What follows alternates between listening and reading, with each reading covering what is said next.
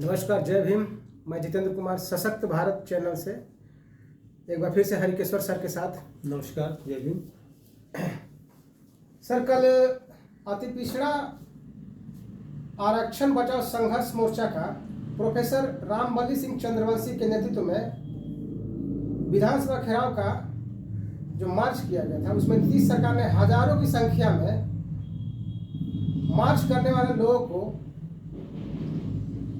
गांधी मैदान से आगे बढ़ने नहीं दिया। सर, प्रश्न पहला ये है। दूसरा है सर कि इनका मुख्य मांग क्या है, और इसमें शामिल लोग विजय चौधरी, बिंदेश्वर सिंह, आशीष नारायण, अजय कानू, नूतन सिंह निषाद, ललन भट्ट, संतोष महतो, किशोरी दास, एहसानुद्दीन अंसारी, सुरेश निषाद, हुमायूं अंसारी, नरेश सैनी और सैकड़ों लोग थे, हजारों की संख्या में लोग थे। तो आपका इस पर सर क्या विचार है, और आप क्या सोचते हैं इस पर? सर, अति पिछड़ा के जो कल हुआ वो घेराव करना चाह रहे थे। देखिए, सबसे बड़ा सवाल ये है कि आखिर प्रदर्शन करने से क्यों रोक रही है बिहार सरकार? ये कौन सा मान लीजिए कानून बन गया है कि लोकतांत्रिक अधिकारों के लिए रोड पर निकलने से तुम रोक रहे हो भाई?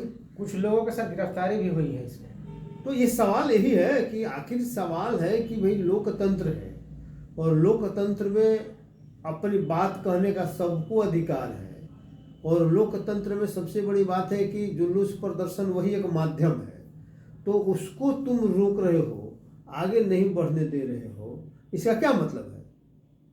मतलब लोकतांत्रिक व्यवस्था को खत्म करने पर मान लीजिए कि तुली हुई है ये बिहार सरकार। मतलब एक दिन ऐसा आएगा कि घर से निकालने पर भी पाबंदी हो जाएगी, घर से आप नहीं निकलिएगा, सरकार से परमिशन लेके आप घर से निकलिएगा। ये स्थिति मान लीजिए कि उत्पन्न हो जाएगा। तो सोचिए कि ये सरकार किस हद तक लोकतंत्र विरोधी है। सर, स्थिति तो देश में बहुत गंभीर लगता है। देश में तो है ही, बिहार में भी मान लीजिए कुछ अलग नहीं हो रहा है ना जी। भाई, प्रदर्शन पर रोक, आगे नहीं बढ़ेगा, लाठीचार्ज आप कर रहे हो, साथ में गिरफ्तारी भी मान लीजिए कि हुआ। तो ये सवाल मान लीजिए है कि ये हमको लगता है कि अब अति पिछड़ों के सवाल तो है ही, और लोगों को भी इस पर आगे आना होगा। लोकतांत्रिक व्यवस्था को बहाल करने के लिए जरूरी है कि सरकार के खिलाफ आम लोगों को खड़ा होना पड़ेगा। और जिस तरह से तमाशा मारने हुआ, लाठीचार्ज हुआ, मारपीट हुआ, आगे बढ़ने से रोक दिया गया। अरे पहले भी था ना भाई, 8 ब्लॉक तक लोग जाता था ना सर। नीतीश भी तो इनकम टैक्स चौराहा तक लोग जाता था ना। नीतीश भी तो इसी यही सब कर करके आया यहाँ तक। फिर आपने वहां वही रोक दिया, गांधी मैदान तक रोक दिया, आगे नहीं बढ़ने दिया। क्या मतलब है? तो ये लोकतांत्रिक व्यवस्था हनन हो रहा है इस सरकार में, और ये बड़ा खतरनाक है देश के लिए, स्टेट के लिए और लोकतंत्र के लिए। दूसरी बात कि इसमें जो नेतृत्वकर्ता लोग थे, तो आपने नाम लिया ही, लेकिन हम भी एक बार मान लें कि बता देते हैं कि इसमें संयोजक के रूप में मूल जो अति पिछड़ा आरक्षण बचाओ संघर्ष मोर्चा है जी, वो जो है चल रहा है रामबली सिंह, प्रोफेसर रामबली सिंह चंद्रवंशी के नेतृत्व में, ठीक है जी। और उनको साथ जितने एक्टिविस्ट हैं, और जमात की ओर लोग जा रहा है, जाति से जमात की ओर बढ़ रहा है, तो उसमें मान लीजिए कि जैसे विजय चौधरी जैसे लोग हैं, विजय चौधरी काफ़ी इंटेलेक्चुअल हैं, ये हैं, बिंदेश्वर सिंह हैं, आशीष नारायण माली हैं, अजय कानू हैं, शिवपूजन ठाकुर हैं, प्रयाग सहनी हैं, दानी प्रजापति हैं, दिलीप पाल हैं, नूतन सिंह निषाद हैं, ललन भट्ट हैं, संतोष महतो हैं, किशोरी दास जी है। किशोरी दास अपने आप में बड़ा नाम,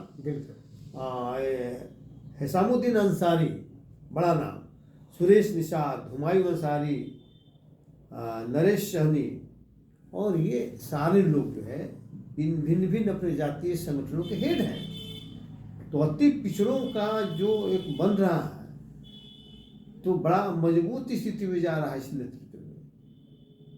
और उनका डिमांड मान लीजिए कि है, तो पहला तो डिमांड ये है कि भाई जो आपने 3 जातियों को अति पिछड़ा वर्ग में शामिल किया, जिसके कारण अति पिछड़ों के पर काफ़ी कुप्रभाव पड़ रहा, कुठाराघात मान लीजिए हो रहा, उसको खत्म करने के लिए हो रहा। यूँ नहीं कहता कि ठीक है उनको अलग सूची बना कर रखिए, उनको जी बिल्कुल अलग उनकी व्यवस्था करिए, इसमें मत जोड़िए।